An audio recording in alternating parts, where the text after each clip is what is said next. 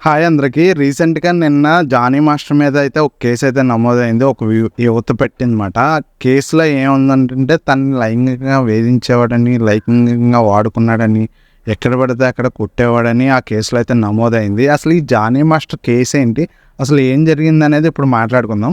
So, ఇంతకీ ఏం జరిగిందంటే 2017 ఆ సమయంలో తన ఊరు నుంచి హైదరాబాద్ వచ్చిందంట డాన్స్ షోకి. అదే డీ12 డాన్స్ షోకి ఈటీవీలో. ఆ టైంలో జానీ మాస్టర్ అయితే పరిచయం అయ్యారంట. 2019లో జానీ మాస్టరే ఫోన్ చేసి తన గ్రూప్‌లో జాయిన్ అవ్వమని చెప్పారంట. సో, తను కూడా ఓకే, నాకు మంచి అవకాశాలు వస్తాయని 2019లో జానీ మాస్టర్ ఫోన్ చేసినప్పుడు తన గ్రూప్‌లో అయితే జాయిన్ అయిందంట. సో, జానీ మాస్టర్ కింద అయితే తను వర్క్ చేసేది. అలాగే ఎప్పటినుంచో వర్క్ చేస్తుందంట 2019 నుంచి. రీసెంట్‌గా ఏమైందంటే ఒక ముంబై హోటల్‌కి అయితే వెళ్లారంట. తినాను, జానీ మాస్టర్ ఇద్దరు మేల్ అసిస్టెంట్స్ కలిపి వెళ్లారంట. అక్కడ తన రూమ్‌లో తనని లైంగికంగా వేధించాడని, సెక్సువల్‌గా తను కనెక్ట్ అయ్యాడని, నన్ను కొట్టాడని తన కంప్లెయింట్ అయితే ఇచ్చింది.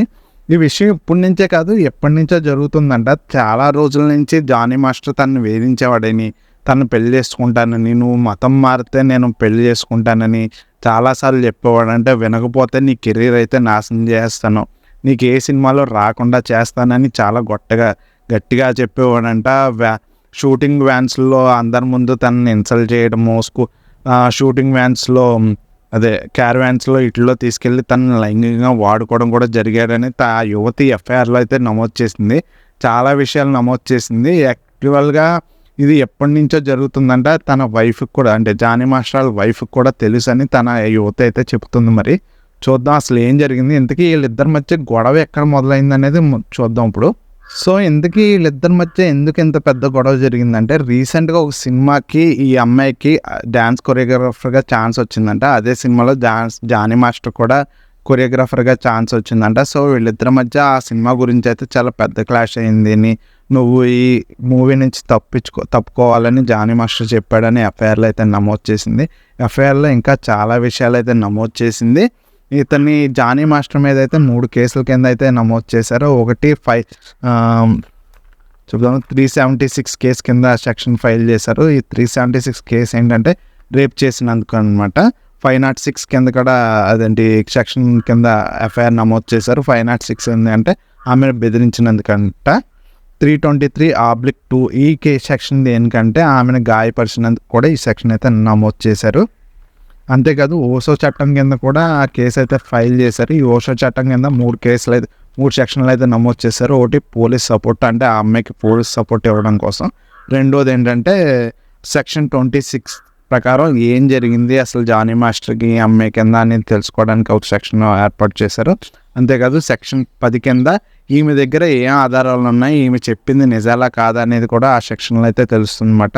మొత్తం 90 రోజుల్లో అయితే వీళ్ళిద్దరి మధ్య ఏం జరిగింది, ఏంటి, అసలు ఆధారాలు ఏమున్నాయి అన్నీ తెలుసుకుని 90 రోజుల్లో అయితే జానీ మాస్టర్ చేసింది తప్పని తెలిస్తే శిక్ష అయితే విధిస్తామని ఆ పోలీసులు అయితే చెప్తున్నారు. అంతేకాదు జానీ మాస్టర్ రీసెంట్గా డ్యాన్స్ మాస్టర్ అసిస్టెంట్ ప్రెసిడెంట్గా కూడా ఉన్నారు. సో, ఆయన నుంచి ముందు అది రాజీనామా చేస్తారని చెప్తున్నారు. రీసెంట్గా మంచు విష్ణు, సమంత కూడా ట్వీట్ చేశారు.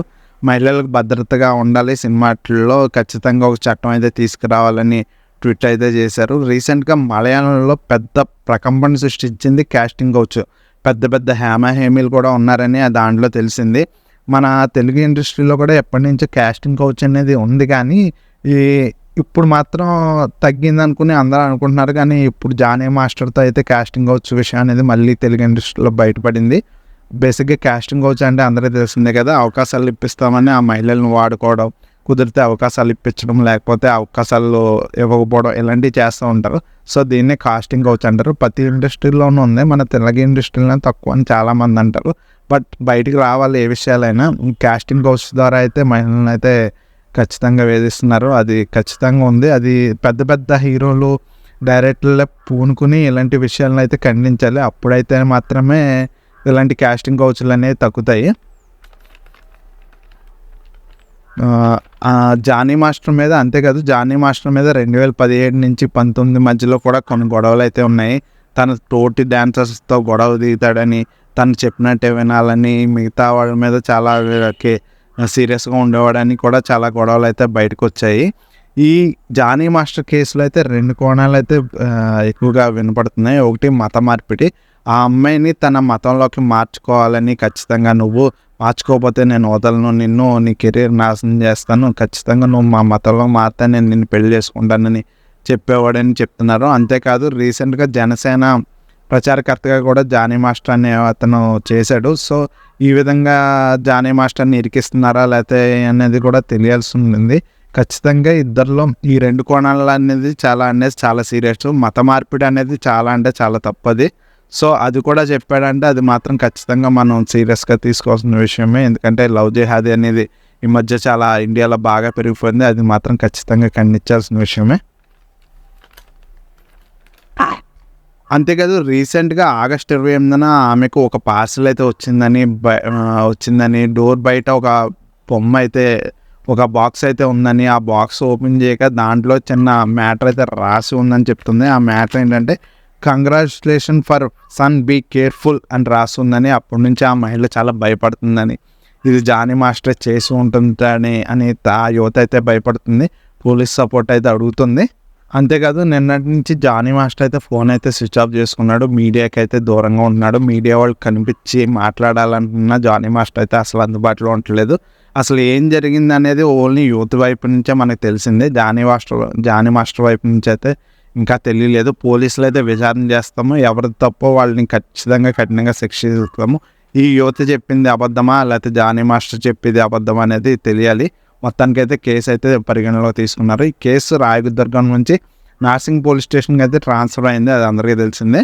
సో నార్సింగ్ పోలీసులు అయితే విచారణ చేస్తున్నారు. ఇద్దరిలో ఎవరి తప్పు, అసలు ఏం జరిగింది అనేది మొత్తం తెలుసుకుంటామని చెప్పారు. ప్రస్తుతానికైతే ఆ యువత వైపు నుంచి మాత్రమే మనకి వివరాలు అనేవి తెలిసినవి. ఇంకా యువత దగ్గర చాలా ఆధారాలు ఉన్నాయని, చాలా వాయిస్ రికార్డులు కూడా ఉన్నాయని ఆమె అయితే చెప్తుంది. పోలీసులు కూడా ఆమె వాయిస్ని రికార్డ్ చేశారు. సో తెలియాలి ఏం జరిగింది ఏంటనేది. ప్రస్తుతానికైతే జానీ మాస్టర్ అయితే నో రెస్పాండ్ అనమాట.